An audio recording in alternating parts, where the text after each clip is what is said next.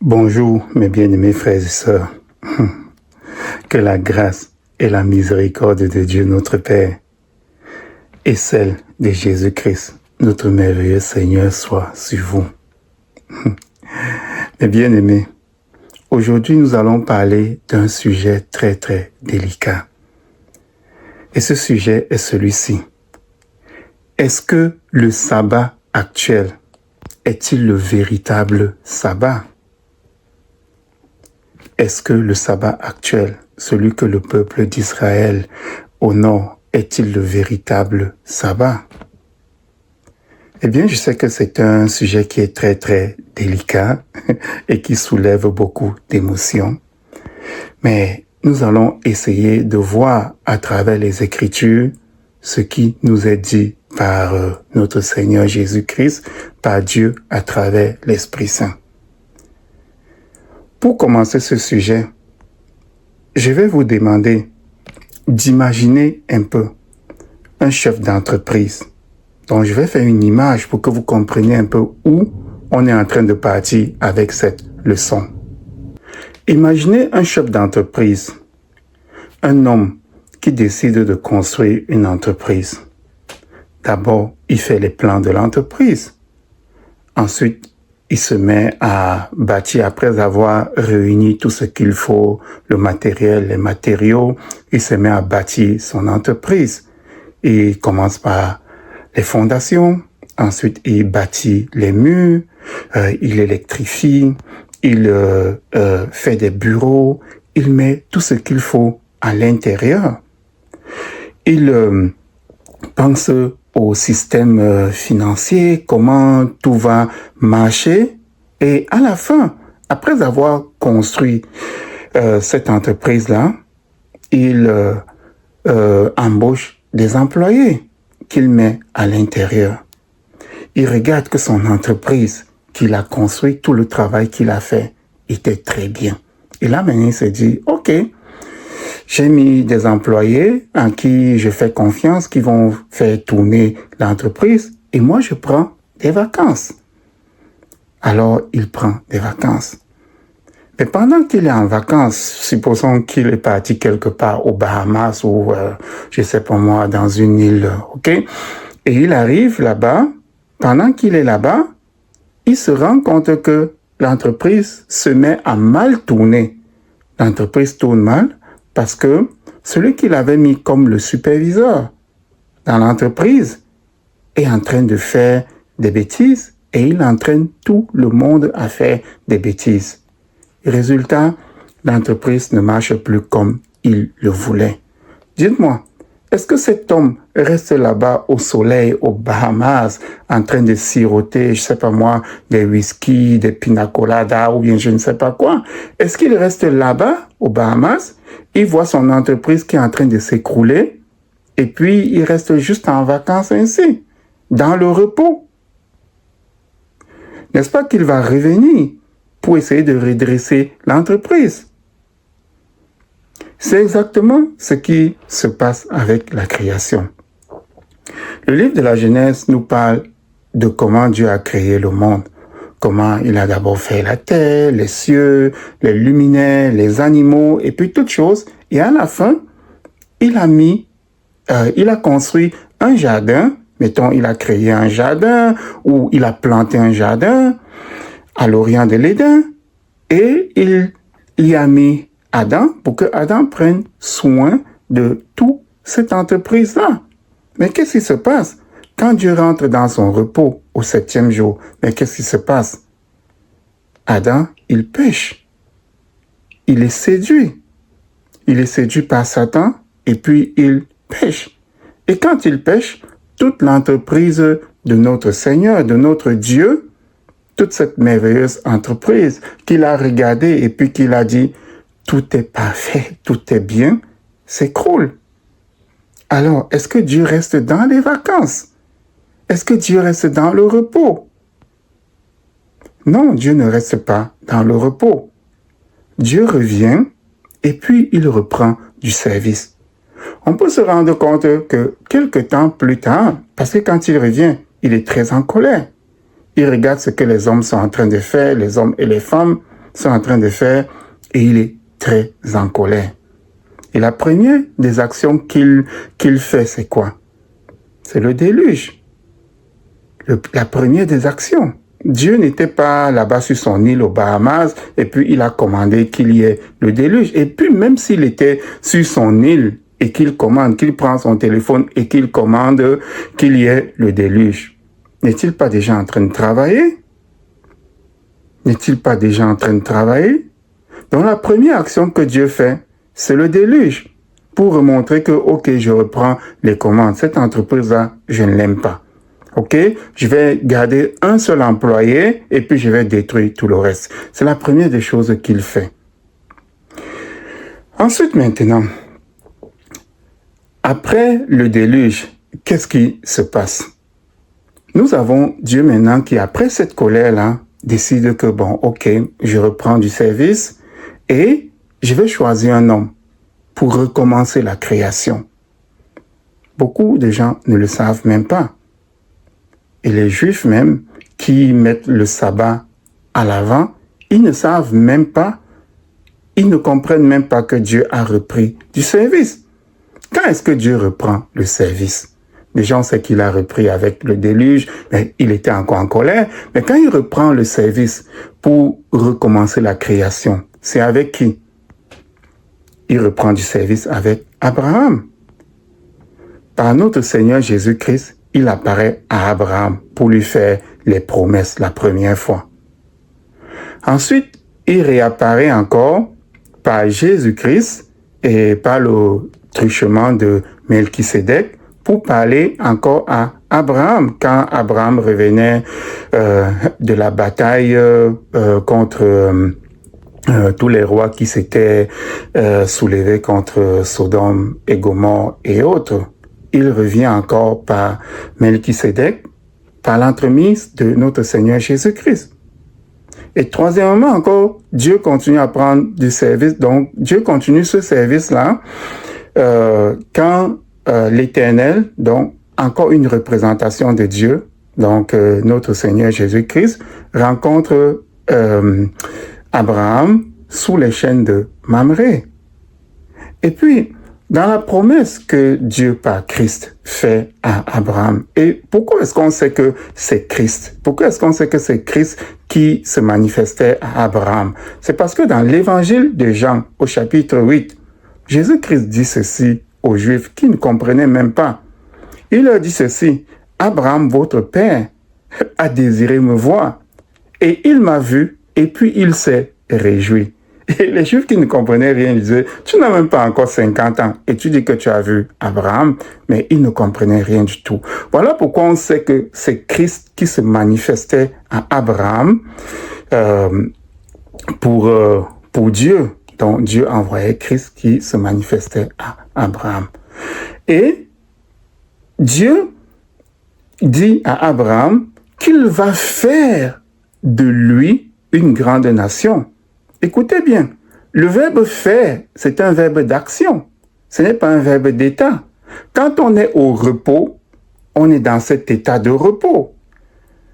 Mais quand on utilise le verbe faire, on est en action. Donc Dieu commence l'action de recréer un nouveau peuple par Abraham. C'est pour ça qu'il dit à Abraham que je vais faire de toi une nation. Et Dieu le fait comment? Avec Isaac. Ensuite, avec Jacob. Et puis après Jacob, il y a Moïse qui arrive. Moïse qui est comme le guide de ce peuple-là et qui leur apporte les commandements de Dieu. Et ce que les gens ne comprennent pas, c'est que dans les commandements de Dieu, il y avait des instructions qui devaient prendre effet directement. Et il y avait d'autres instructions qui ne devaient prendre effet que plus tard, comme le sabbat. Parce que le peuple ne pouvait pas se reposer tant que Dieu travaillait encore. Mais ils n'ont pas compris ça. Mais le sabbat qu'on devait appliquer à l'époque de Moïse, c'était comme une préfiguration du vrai sabbat. Et le peuple d'Israël, devait très bien comprendre. Il devait comprendre que Dieu ne se repose pas encore. Parce que c'est ce Dieu qui leur dit, je vous ai envoyé tout le jour, toutes les nuits, je vous ai envoyé le matin des prophètes, je vous ai envoyé le soir des prophètes pour vous parler, pour vous ramener. Imaginez, est-ce que un Dieu qui est en train de se reposer est en train d'agir encore de son île, moi je sais pas moi, des Bahamas où il est allé, même s'il prend son téléphone là-bas et qu'il est en train d'envoyer les prophètes pour parler à Israël, il est en train de travailler. On sait bien que travailler, ce n'est pas juste être là en présence. Et comment est-ce que on le sait? Dans le livre d'Isaïe, au chapitre 43, les versets 23 et 24, Dieu dit ceci. Je suis dans la Bible, il dit ceci. Tu ne m'as pas offert, il parle à Israël. Il dit, tu ne m'as pas offert tes brebis en holocauste et tu ne m'as pas honoré par tes sacrifices. Je n'étais point tourmenté pour des offrandes et je n'étais point fatigué pour de l'encens. Tu n'as pas appris d'argent acheté pour moi des aromates et tu ne m'as pas rassasié de la graisse de tes sacrifices. Mais tu m'as tourmenté par tes péchés et tu m'as fatigué par tes iniquités. Écoutez, est-ce que quelqu'un qui est en train de se reposer est tourmenté? Quand on est tourmenté, est-ce qu'on se repose? Quand on est fatigué, est-ce qu'on se repose? On est en train de travailler. Voilà des vérités que Israël avait par la bouche des envoyés de Dieu. C'est Ésaïe qui le disait. Tu m'as tourmenté par tes péchés et tu m'as fatigué par tes iniquités. Donc voilà Dieu qui est en train de travailler encore. Et plus tard, par le prophète Jérémie, dans le livre de Jérémie, au chapitre 31, nous pouvons lire aussi ceci. Jérémie du chapitre 31. Nous pouvons lire ceci dans les versets du verset 31 jusqu'au verset 34. Voici ce qui est dit. Voici, les jours viennent, dit l'Éternel, où je ferai, encore le verbe faire, le travail, où je ferai avec la maison d'Israël et la maison de Juda une alliance nouvelle. Non comme l'alliance que j'ai traitée avec leur père, le jour où je les saisis par la main pour les faire sortir du pays d'Égypte. Il les a encore saisis pour les faire sortir. Est-ce que ça, ce n'était pas déjà une action de travailler? Il est descendu pour les saisir, pour les sortir de la maison d'Égypte. Ok? Ils travaillaient. Alliance qu'ils ont violée, quoique je fusse leur maître, dit l'Éternel. Mais voici l'alliance que je ferai. Il annonce qu'il va encore faire. Donc, il va sortir de son repos pour faire. Mais voici l'alliance que je ferai avec la maison d'Israël. Après ces jours-là, dit l'Éternel, je mettrai ma loi au-dedans d'eux. Je l'écrirai dans leur cœur et je serai leur Dieu et ils seront mon peuple. Celui-ci n'enseignera plus son prochain, ni celui-là son frère, en disant, connaissez l'Éternel. Car tous me connaîtront, depuis le plus petit jusqu'au plus grand, dit l'Éternel. Car je pardonnerai leur iniquité et je ne me souviendrai plus de leurs péchés. Donc, voilà que Dieu qui a repris du service, il décide que, puisque je suis en train de travailler avec depuis Abraham, et que même ces enfants-là ne sont même pas en train de voir comment je travaille, écoutez, je vais faire une nouvelle alliance. J'ai fait une alliance avec eux au début de mon travail. J'ai fait une alliance avec eux et ils ne respectent pas. Alors, je vais faire une nouvelle alliance avec des personnes qui vont maintenant respecter cette alliance-là, tout ce que nous avons décidé ensemble. Et quand Jésus-Christ arrive dans le monde, et qu'il est là-bas en Israël, et que les Juifs ne comprennent pas pourquoi il travaille le jour du sabbat. C'était tout un problème. Mais comment cet homme-ci peut dire qu'il vient de Dieu et il travaille le jour du sabbat? Si vous allez lire dans l'évangile de Jean, au chapitre 5, vous allez voir la réponse que Jésus-Christ leur donne. Jésus-Christ leur dit ceci. Mon Père travaille encore. Allons lire ensemble si je peux trouver ce passage dans l'évangile de Jean, au chapitre dans l'évangile de Jean, au chapitre 5. C'est quel verset? Dans l'évangile de Jean, au chapitre 5, le verset 17. Jésus leur dit ceci. Voici ce qui est écrit. Mais Jésus leur répondit, mon Père agit jusqu'à présent, moi aussi j'agis. Dans certaines traductions, on dit, mon Père travaille encore jusqu'à présent et moi aussi je travaille. Donc, Israël n'a pas compris que l'alliance que Dieu leur avait promis par Jérémie au chapitre 31 de son livre, du verset 31 au verset 34, c'était Jésus qui venait accomplir cette alliance-là. Et comment est-ce que cela se passe? Quand Jésus-Christ entre, ça doit être dans la lettre aux Hébreux, où c'est écrit, où l'apôtre Paul est en train de rappeler cela aux Hébreux. Il dit ceci que le premier-né de la création, en entrant dans le monde, il dit ceci à Dieu.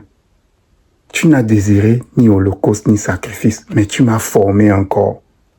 On voit Dieu qui est en train de créer un nouvel Adam.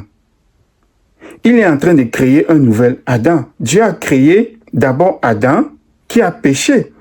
Mais quand il forme un corps en Jésus-Christ, il est en train de créer un nouvel Adam.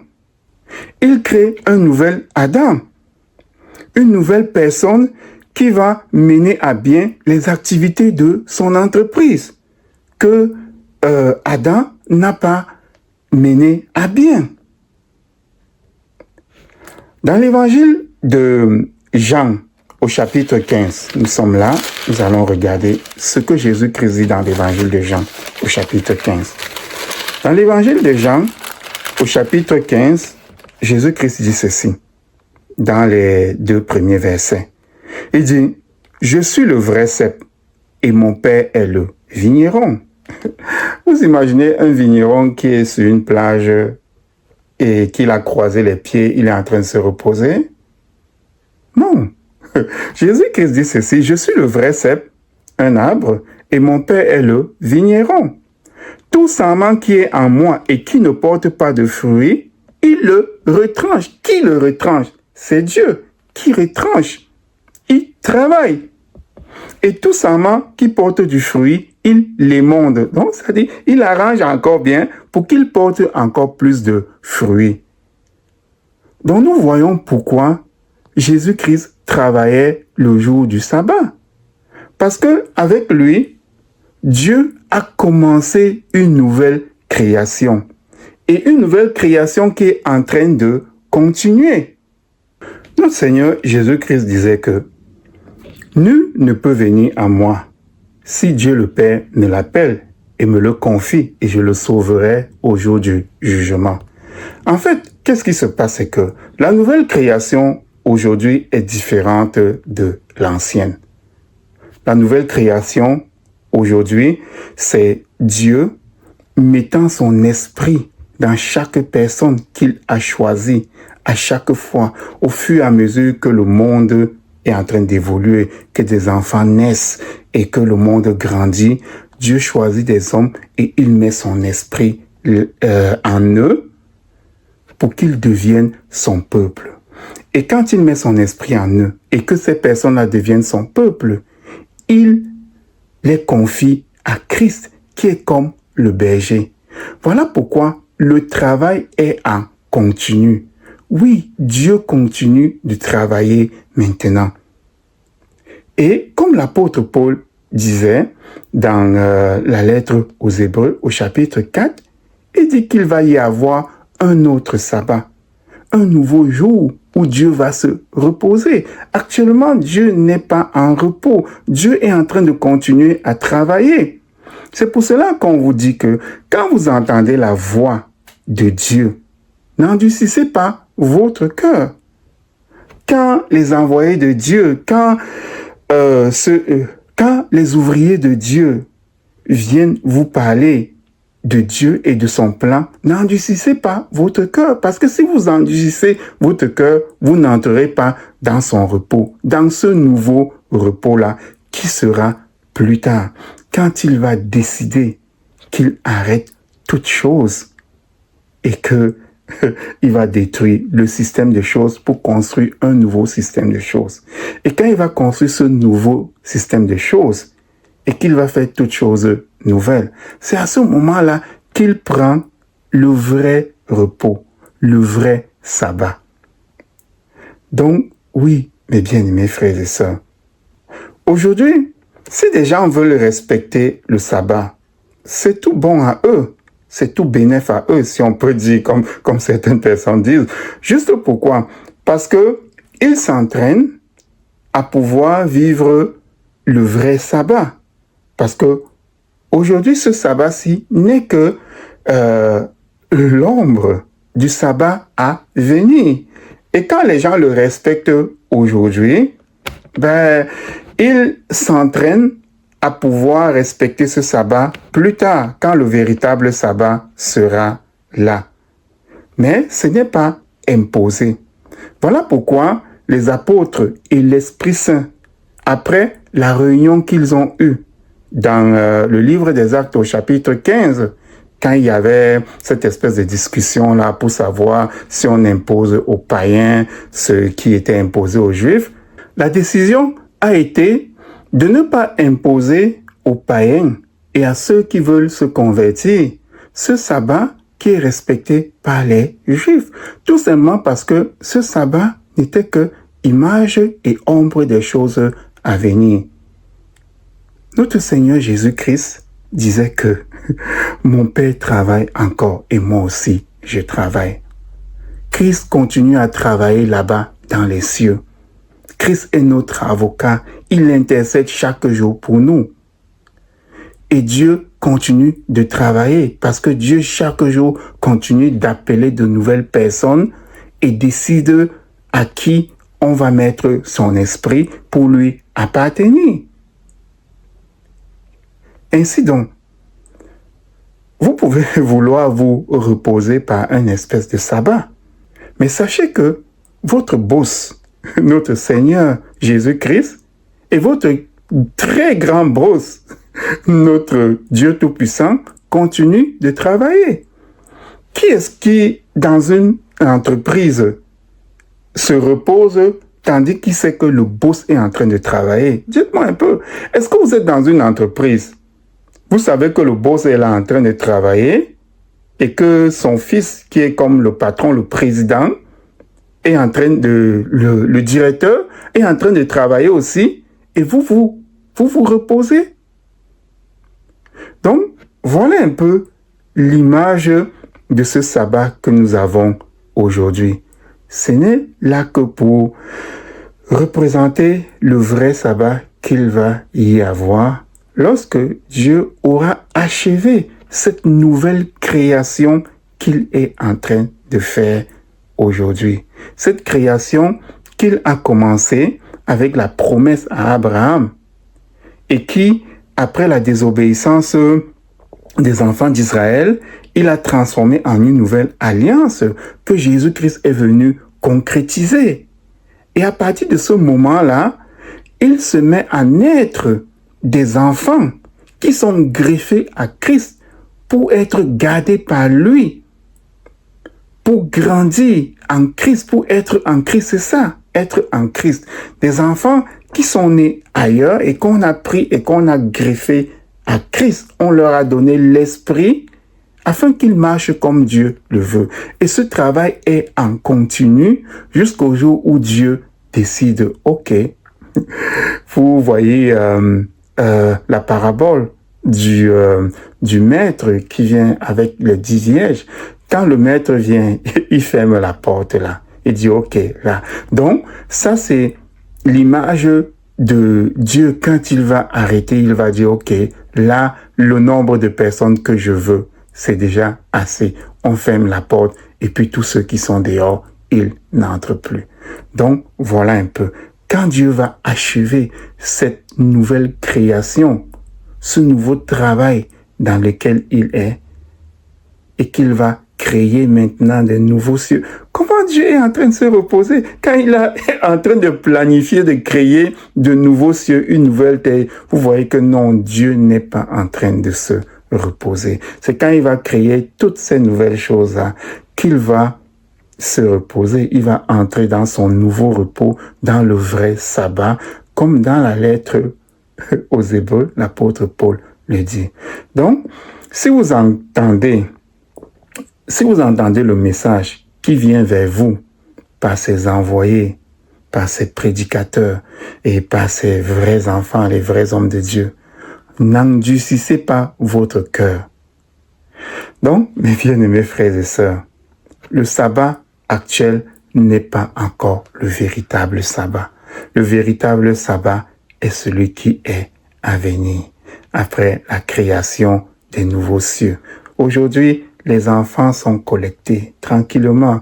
Dieu met l'esprit dans des hommes, dans des femmes, dans des enfants. Il met son esprit pour faire ce peuple, cette grande nation. Quand il dit à Abraham, je ferai de toi une grande nation, Dieu est en train de faire cette grande nation à Abraham.